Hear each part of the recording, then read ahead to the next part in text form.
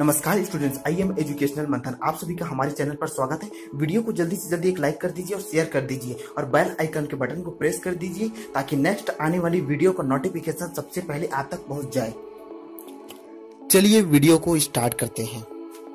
Welcome back students, I am educational मंथन आप सभी का आपका यूट्यूब चैनल एजुकेशनल मंथन स्वागत करता है। स्टूडेंट, मैंने पिछली वीडियो में आपको CGPAT 2021 का प्रिपरेशन के लिए टाइम टेबल बता दिया था कि कौन से क्लास का ऑनलाइन क्लास टाइमिंग कौन सा है। स्टूडेंट, आप उतने ही समय उपस्थित रहेंगे। स्टूडेंट, आप हमारे यूट्यूब चैनल को सब्सक्राइब कीजिए ताकि नेक्स्ट आने वाली वीडियो को नोटिफिकेशन सबसे पहले आप तक पहुंच जाए और हमारे वीडियोस को लाइक कीजिए और फटाफट शेयर कर दीजिए। स्टूडेंट, मैंने पिछले वीडियो में ही बता दिया था कि 1 नवंबर को मैं जो CGPAT का सिलेबस है उसके बारे में बताऊंगा, फिर हम जो ऑनलाइन क्लास है उसको स्टार्ट करेंगे। स्टूडेंट की मैंने बताया भी था कि आपको ऑनलाइन क्लास का टाइमिंग क्या रहेगा। स्टूडेंट, आज 1 नवंबर से हम पहले सिलेबस डिस्कस करेंगे, उसके बाद से हम क्लास स्टार्ट करेंगे। डियर स्टूडेंट, किसी भी एंट्रेंस एग्जाम या कॉम्पिटिटिव एग्जाम की तैयारी करने के लिए आपको पहले सिलेबस पता रहना चाहिए कि सिलेबस क्या होता है। देखिए स्टूडेंट, सबसे पहले हम बात करेंगे क्रॉप प्रोडक्शन की। बिना टाइम वेस्ट करते हुए वीडियो को स्टार्ट करते हैं। देखिए स्टूडेंट, आज मैं बता रहा हूँ आपको क्रॉप प्रोडक्शन के बारे में। ये PAT का बहुत इंपॉर्टेंट टॉपिक है। क्या?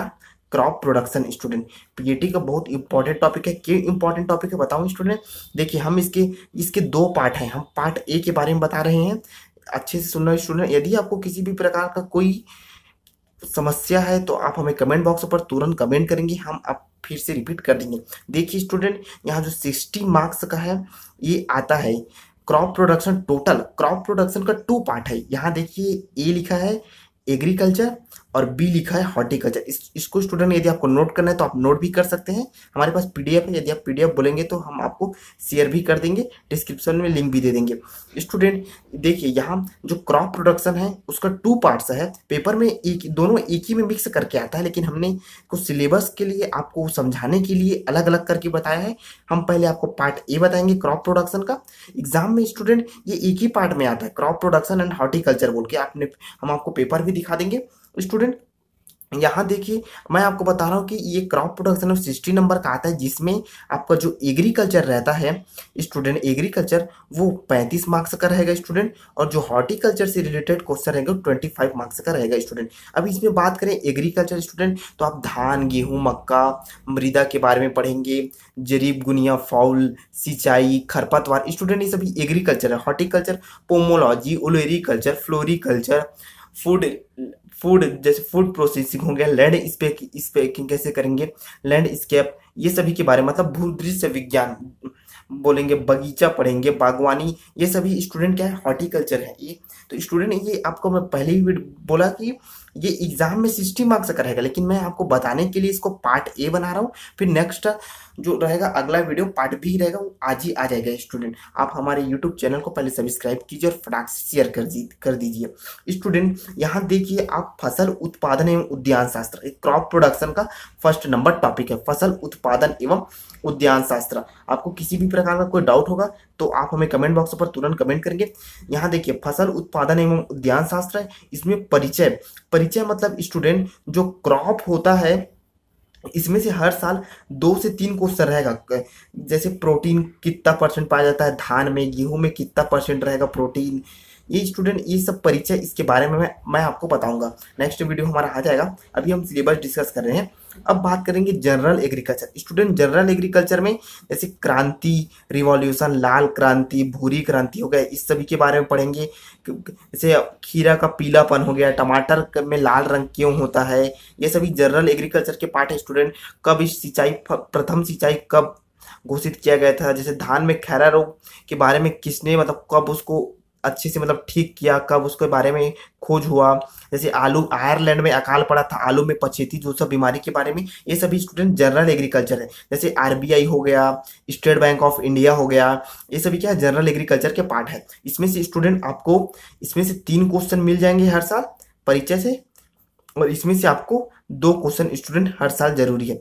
यहाँ देखिए अब सी में, तो राष्ट्रीय अर्थव्यवस्था में खेती का महत्व। स्टूडेंट राष्ट्रीय अर्थव्यवस्था में खेती का क्या महत्व है? खेती का महत्व बोले तो 1 नंबर या 2 नंबर का हर साल क्वेश्चन रहता है कि भारत की कृषि में, जो कृषि का है ना, वो भारत का जीडीपी मतलब मैं आगे सब पढ़ाऊंगा, जीडीपी में योगदान कब रहता है, इस जीडीपी के बारे में पढ़ेंगे स्टूडेंट।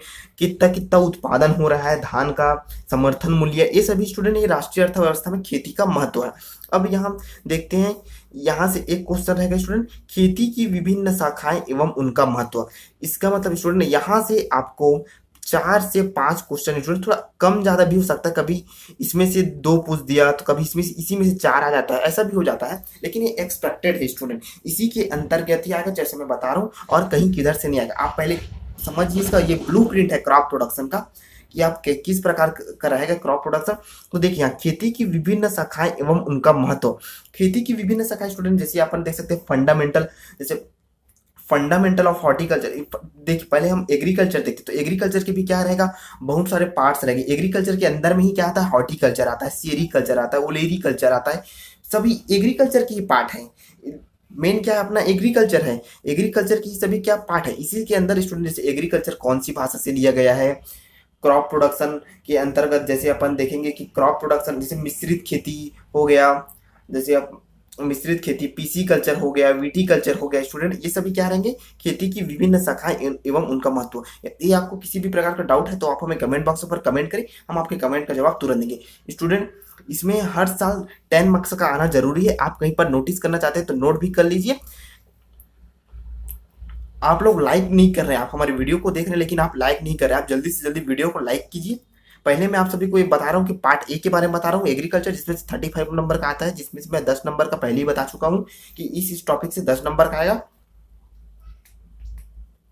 अब स्टूडेंट हमारा जो सेकंड नंबर टॉपिक है, मृदा एवं मृदा उपजाऊपन, सॉइल के बारे में। स्टूडेंट सॉइल बहुत ही सरल है, मैं बहुत सिंपल तरीके से बताऊंगा, कोई नहीं बता सकता, सिंपल तरीके से एकदम बेस्ट टेक्निक से बताऊंगा कि सॉइल का तो जो 2 क्वेश्चन रहता है आप ऐसी सही करके आ जाओगे, 2 को 3 में, एक क्वेश्चन का गारंटी मैं नहीं ले सकता क्योंकि एक क्वेश्चन जो रहता है इधर उधर का कभी कभार पूछ देता है स्टूडेंट। यदि हम इसमें बात करें तो देखिए यहाँ जो मृदा भौतिकी रहता है, गुण मतलब मृदा का उत्पत्ति कैसे हुआ, मृदा कैसे बना, मृदा का कण, जैसे मृदा के 3 प्रकार होते हैं, सिल्ट, क्ले और एक और होता है, सिल्ट, क्ले एंड एक और होता है, याद नहीं आ रहा, वो सिल्ट रहता है, क्ले रहता है, और जैसे दोमट बोलते हैं, और चिकनी मिट्टी हो गया और रेतीली मिट्टी हो गया, ये 3 प्रकार है स्टूडेंट, ठीक है। तो ये तीनों इंपॉर्टेंट, यही तीनों से ही हर साल कोई ना कोई क्वेश्चन मिल जाता है कि मृत्तिका के कणों का आकार क्या रहता है, क्ले, सिल्ट,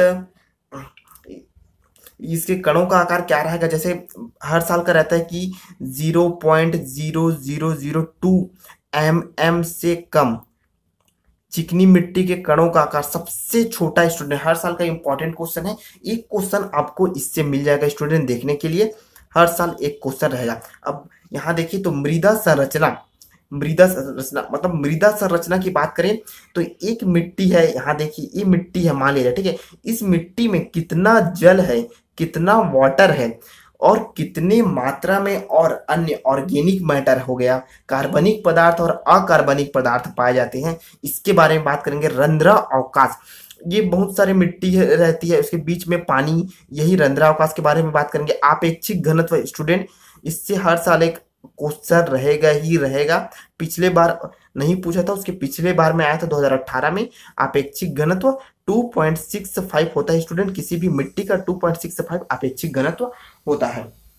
अब हम बात करें इसके बारे में तो मृदा तापमान, मृदा का निर्माण, इससे उतना क्वेश्चन नहीं रहता है, मृदा का निर्माण से कभी कभार रहता है क्वेश्चन, लेकिन उतना इंपॉर्टेंट नहीं है, आप इसको ध्यान नहीं देंगे। हम बात करेंगे छत्तीसगढ़ में मृदा का वर्गीकरण। यह छत्तीसगढ़ में 4 प्रकार की मृदा पाई जाती है, और पिछले साल भी ये क्वेश्चन आया था, मैंने पिछले वीडियो में ही बताया था कि छत्तीसगढ़ में मृदा का वर्गीकरण किस प्रकार है। 4 प्रकार की मृदाएं होती है, उसके बारे में हम पढ़ेंगे। अब देखिए स्टूडेंट, तो यहाँ मृदा कटाव एवं उसके प्रकार एवं कारण। मृदा कटाव स्टूडेंट एक क्वेश्चन हर साल इससे रहेगा, एक क्वेश्चन, इससे एक क्वेश्चन स्टूडेंट, और इससे जो है वो एक क्वेश्चन हर साल आपको देखने के लिए मिल जाएगा। इसमें ऊपर नीचे हो सकता है। छत्तीसगढ़ में मृदा का वर्गीकरण और अपेक्षिक घनत्व इस लाइन में। इससे स्टूडेंट सॉइल इरोजन, जैसे सॉइल इरोजन जैसे बोलते हैं ना कि जल मृदा का कटाव कर रही है, पेड़ों के द्वारा कटाव हो जाता है। पेड़ों के द्वारा कटाव तो नहीं होता, लेकिन जो जल के द्वारा कटाव हो जाता है, तो जल जो पेड़ रहते हैं वो क्या करते हैं, मिट्टी को बांध के रखे रहते हैं। मिट्टी क्या करती है, बांध के रखे रहते हैं। तो जो जल आता है, जैसे वर्षा हुआ तो ये पेड़ है, एग्जाम्पल देखते हैं, ये पेड़ है तो ये जल क्या हुआ, ये आया, मिट्टी बांध के रखी है। तो क्या करती है, पेड़ मिट्टी को बांध के रखी है, मतलब ये जो है वो बाहर बहा के नहीं ले जा पा रही है। स्टूडेंट समझ में आ गया होगा आपको। इससे हर साल एक क्वेश्चन रहता है। और मृदा का जो अम्लीय है ऊसर मृदा का पीएच मान, इससे एक क्वेश्चन रहेगा स्टूडेंट। आपको एक क्वेश्चन इससे देखने के लिए मिल जाएगा। स्टूडेंट आप लाइक नहीं कर रहे, आप हमारे वीडियो को लाइक कीजिए और फटाफट शेयर कर दीजिए। और डाउट्स है तो आप हमें कमेंट बॉक्स पर कमेंट करें। अब आगे की ओर बढ़ते हैं स्टूडेंट। हम बात करते हैं भू परिष्करण के बारे में। इससे हर साल 5 क्वेश्चन रहेगा स्टूडेंट भू परिष्करण से। भू परिष्करण में स्टूडेंट जो मोस्ट इंपॉर्टेंट टॉपिक है, आपको भू परिष्करण की जो उद्देश्य ही है, 3 टाइप के उद्देश्य इसमें रहेंगे। प्राथमिक, द्वितीयक, शून्य भू परिष्करण पढ़ेंगे। 0 to विलेज स्टूडेंट आपको एक क्वेश्चन देखने को इससे मिल जाएगा और कहीं आपको ध्यान नहीं देना है। भू परिष्करण क्रिया जुताई स्टूडेंट। अब हल के बारे में बात करेंगे, उतना क्वेश्चन नहीं रहता है, कभी कभार आ जाता है इसमें से क्वेश्चन और रिपीटेड रहेगा। रिपीटेड बोले तो स्टूडेंट जो पिछले ईयर के क्वेश्चन रहेंगे वो रिपीट कर दिए जाएंगे। यहाँ हम बात करें समतलीकरण, हैरोइंग, अंतः सस्य क्रियाएं स्टूडेंट उतना इंपॉर्टेंट नहीं है। आपको यदि कोई भी डाउट होगा तो मैं आपको बता दूंगा पढ़ाते समय। लेकिन यदि हम बात करें तो मोस्ट इंपॉर्टेंट टॉपिक ये ए और बी और ये डी, इससे तो हर साल कम से कम 3 क्वेश्चन मिल जाएगा आपको देखने के लिए। 3 क्वेश्चन इससे आपको मिल ही जाएगा देखने के लिए। जो देसी हल से तो हर साल कंफर्म है एक क्वेश्चन देसी हल से आना तय है और एक क्वेश्चन हैरो व कल्टीवेटर से आना तय है स्टूडेंट। और एक क्वेश्चन भू परिष्करण के उद्देश्य से। आपको हैरो व एवं कल्टीवेटर से में क्या पढ़ना है इसके बारे में भी मैं आपको बता दूंगा। यदि आपको डाउट रहेगा तो स्टूडेंट आप एक बार अच्छे से इसको समझ लीजिए। इसमें स्टूडेंट आपको 5 क्वेश्चन देखने को मिलेंगे। डियर स्टूडेंट, अब हम बात करते हैं खाद एवं उर्वरक के बारे में। स्टूडेंट यहां देखेंगे खाद और उर्वरक से 4 क्वेश्चन हर साल आता है। 4 क्वेश्चन स्टूडेंट और सिंपली क्वेश्चन आता है। खाद एवं उर्वरक क्या है, जैसे अपना उर्वरक है नाइट्रोजन, फास्फोरस और पोटास, यही अपना ये तीनों जो मेन क्या पोषक तत्व हैं धान सभी प्रकार के फसल के लिए। और खाद बोले तो गोबर की खाद, कंपोस्ट खाद, यही पढ़ना है स्टूडेंट। और इससे कोई क्वेश्चन नहीं पूछेगा आपको। जो इंपॉर्टेंट बोलेंगे तो ये आपको 18 तत्व हैं जो पौधे के लिए, वो इंपॉर्टेंट रहेगा 18 एलिमेंट्स। और जो कार्बनिक खाद के बारे में बात करेंगे तो इसमें मैं पहले ही बता दिया कि गोबर की खाद, कंपोस्ट खाद और नाइट्रोजन, फास्फेट एवं उर्वरकों में। सिंपल सा क्वेश्चन रहेगा, जैसे यूरिया में कितने % नाइट्रोजन पाया जाता है, यदि हम ज्यादा यूरिया का प्रयोग करेंगे तो भूमि अम्लीय हो जाएगी कि क्या हो जाएगी स्टूडेंट, यही सब रहेगा। नेक्स्ट 5 नंबर का टॉपिक है फसल उत्पादन। मोस्ट एमपी है स्टूडेंट, बहुत बड़ा टॉपिक है और लेंदी टॉपिक है। इसको मैं सबसे अच्छा से पढ़ाऊंगा और आपको हंसा के पढ़ाऊंगा। ऐसा टेक्निक बताऊंगा कि आप 2-2 मिनट में याद करेंगे। हर क्वेश्चन को 2-2 मिनट में याद करेंगे और जो इंपॉर्टेंट रहेगा वही बताऊंगा स्टूडेंट। इसमें हर साल 5 क्वेश्चन रहेंगे, हर साल 5 से 6 क्वेश्चन हो जाता है। यदि हम इसमें बात करें तो आर्थिक वर्गीकरण से तो देखा जाए तो 1-2 क्वेश्चन रहता है। आर्थिक वर्गीकरण मतलब ये बोला जा रहा है कि खेती के मतलब जैसे सीजनल क्रॉप्स हो गया या क्रॉप्स जैसे धान है वो कौन सी फसल है, चारा वाली फसल कौन सी है, बॉर्डर क्रॉप्स क्या है, ट्रैप क्रॉप्स क्या है, भिंडी कौन सी फसल में आती है, ट्रैप है। जैसे 3 मौसम के बारे में पूछ देते हैं, खरीफ, रबी, जायद स्टूडेंट। ये इससे ज्यादा कभी नहीं पूछेंगे इसमें।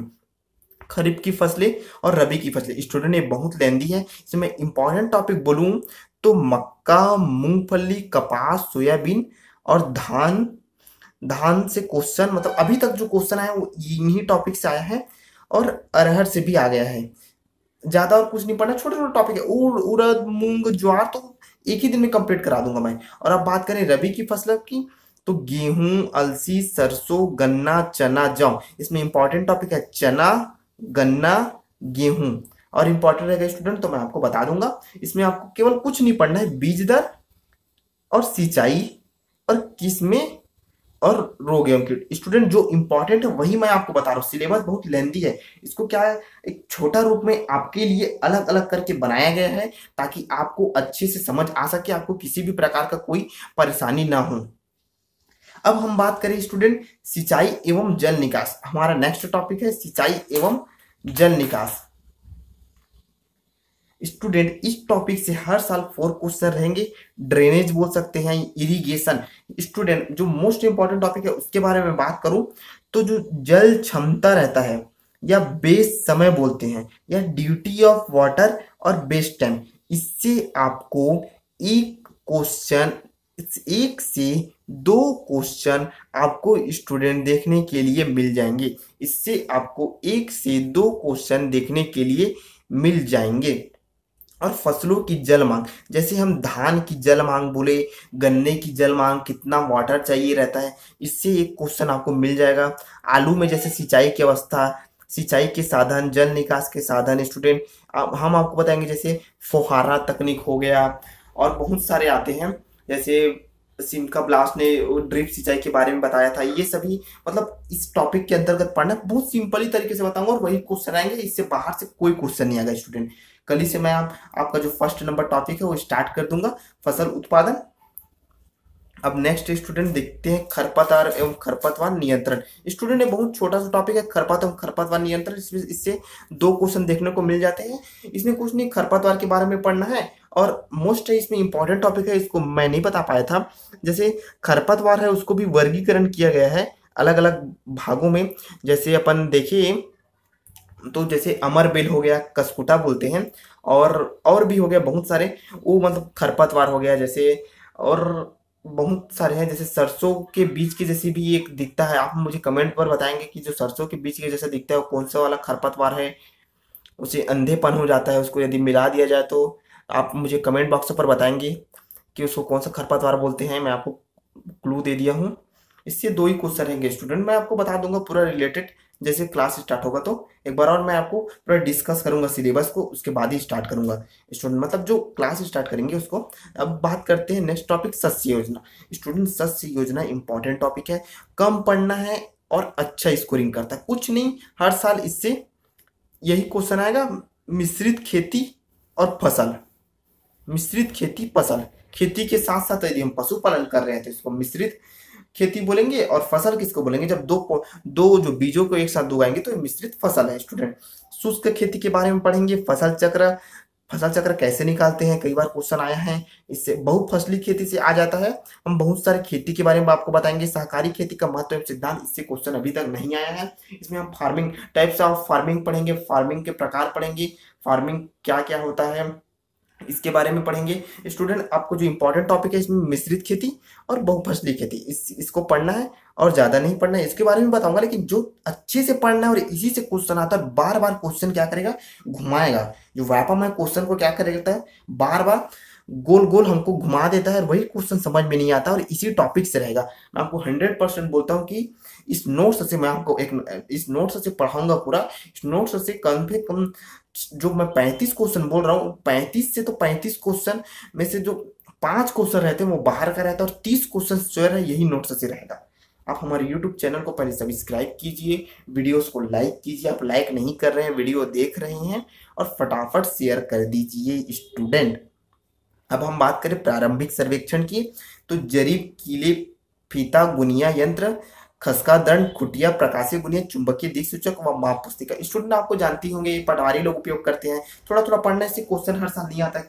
पिछले साल आया था, कब एक साल में आता है, एक साल नहीं आता है, कभी आता है कभी नहीं आता है, फिर कभी आ जाता है कभी नहीं आता है, ऐसा टाइप का है। फिर भी इसके बारे में बता देंगे आपको, हम तो सब टॉपिक आपको क्लियर करेंगे, लेकिन जो इंपॉर्टेंट है उसको अच्छे से कराएंगे। इंपॉर्टेंट नहीं उसमें हम आप ज़्यादा ध्यान नहीं देना है आपको। केवल क्रॉप प्रोडक्शन में जो 60 है, जो 60 मार्क्स का होता है स्टूडेंट, आपको 60 में केवल और केवल 48 नंबर लाना है। आप कितना भी टारगेट रखे, आपका सिलेक्शन श्योर हो जाएगा। इससे ज़्यादा मैं बोलता हूँ कोई नहीं ला सकता। अगर कोई लाएगा तो ज़्यादा से ज़्यादा 50 लाएगा, 51 लाएगा, इससे ज़्यादा क्रॉप प्रोडक्शन में नहीं आता है, आज तक का रिकॉर्ड है। और मेरे नोट से तो स्टूडेंट कम से कम 55 क्वेश्चन तो हर साल फंस ही जाते हैं, लेकिन स्टूडेंट लोग गलत कर देते हैं क्योंकि जो क्वेश्चन है उसको गोल गोल घुमा दिया जाता है।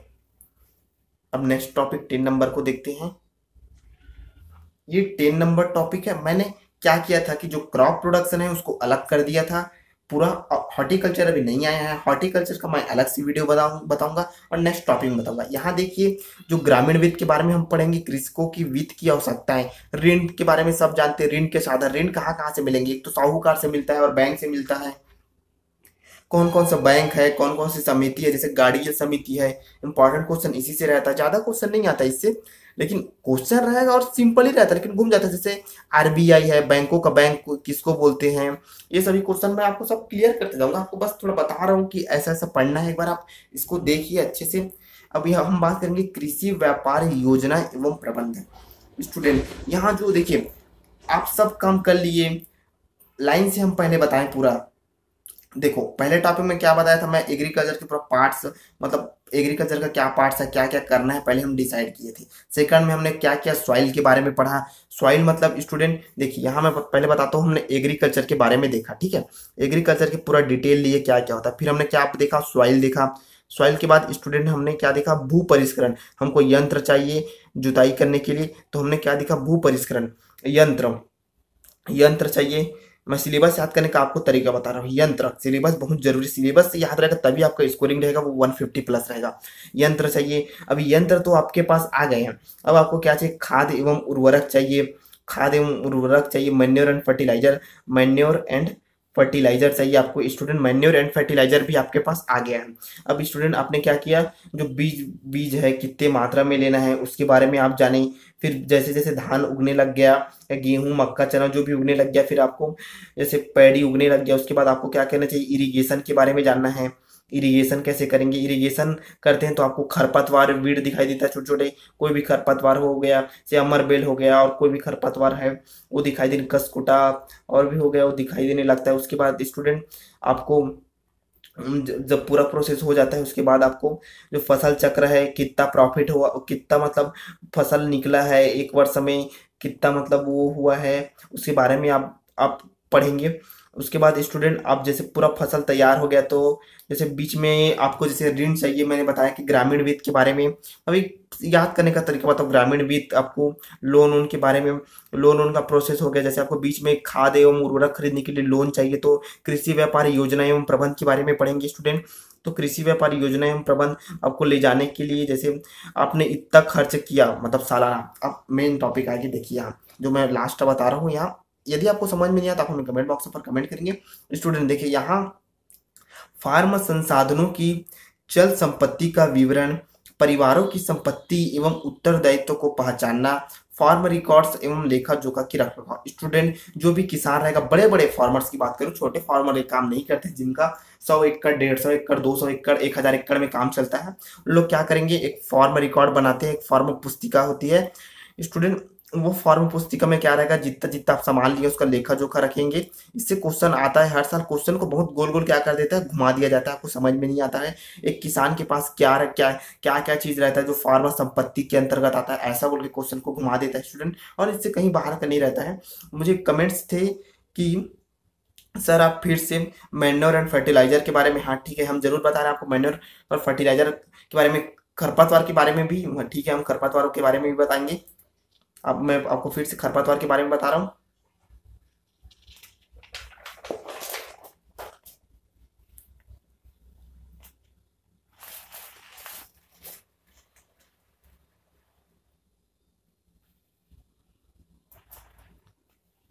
मैन्योर एंड फर्टिलाइजर के बारे में पूछा गया था स्टूडेंट। देखिए यहाँ 4 मार्क्स का रहेगा, और एनपीके नाइट्रोजन फास्फोरस और पोटास, ठीक है।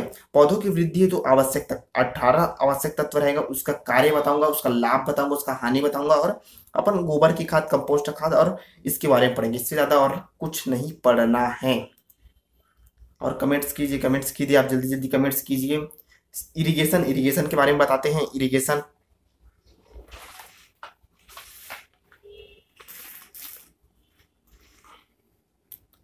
डियर स्टूडेंट्स, आपको इरिगेशन में कुछ नहीं पढ़ना है, जो 4 मार्क्स का रहेगा इसमें मैं आपको पहले ही बताया कि जो 1 नंबर का रहेगा वो जल क्षमता, best time, duty of water best time से रहेगा, जो डीजल पंप, इसको बताना भूल गया कि विद्युत पंप डीजल ये आपका टॉपिक नहीं है, ये एग्रीकल्चर इंजीनियरिंग का टॉपिक है जिसको इसमें दे दिया गया है। लेकिन इससे क्वेश्चन पिछले 2 साल 3 साल से आ रहे हैं 2016 में। इस बार हो सकता है कि रिपीट कर दे, लेकिन इसका एक एक्सपेक्टेड नोट्स अभी नहीं है अपने पास। फिर भी आप, मैं पुराना क्वेश्चन है उसी से रिलेटेड बता दूंगा। इसमें इंजन के बारे में पढ़ते हैं, 4 स्ट्रोक इंजन क्या होता है, 2 स्ट्रोक, जैसे ट्रैक्टर में कौन सा इंजन उपयोग किया जाता है, फसल की जल मांग, इसी के बारे में बोल रहे थे ना। अब जल सिंचाई की विधियां स्टूडेंट, जैसे ड्रेनेज हो गया, आप तो खेतों है तो खेतों में ढलान एक कौन सी दिशा में आप रहेगा, वो आप अपना जो जल है वाटर सोर्सिंग का बनाएंगे, मतलब कौन सी दिशा में आपका जो जल जाना चाहिए खेत के बाहर, कि किस प्रकार से है। जैसे आपका ये फील्ड है, ये फील्ड में आपको कौन सा तरफ, जैसे इस तरफ हमेशा रखा जाता है जल का, इधर से आता है तो हमेशा जल इधर से आता है और ये बाहर निकल जाता है। जैसे बनाया जाता है, अलग अलग प्रकार से बनाया जाता है। कई जगह क्या होता है, ऐसे तिरछा करके बना देते हैं, ऐसे सिंचाई दे देते हैं, ऐसे करके कहीं से कहीं ये छोटा छोटा ऐसे इसको दे देते हैं। कहीं से पानी आता है, एक सोर्स से पानी आके इधर ओके सोर्स से निकल जाता है। ऐसे कोई भी मतलब जो सिस्टम रहेगा उससे रहता है। स्टूडेंट मैं आपको जैसे भी रहेगा, मैं जैसे स्टार्ट करूंगा, अब अपन क्या करेंगे, जो फर्स्ट टॉपिक, इसके बाद मैं क्या करूंगा, जो सेकंड पार्ट है पार्ट बी, अभी 25 नंबर का। अभी मैं आपको क्या किया था कि जो आपको जो 35 नंबर है उसके बारे में पूरा डिटेल बता चुका हूँ, ये पार्ट ए है। अब इसी का क्रॉप प्रोडक्शन का पार्ट जो बी रहेगा हॉर्टिकल्चर, उसके बारे में नेक्स्ट वीडियो आज ही आ जाएगा स्टूडेंट 1 नवंबर को। उसके बाद हम जो 2 नवंबर से है आपका जो लाइव क्लासेस है उसको स्टार्ट कर देंगे। स्टूडेंट यदि आपको और कुछ जानकारी चाहिए तो आप हमें कमेंट बॉक्स पर कमेंट कीजिए, हम आपके कमेंट का जवाब तुरंत देंगे।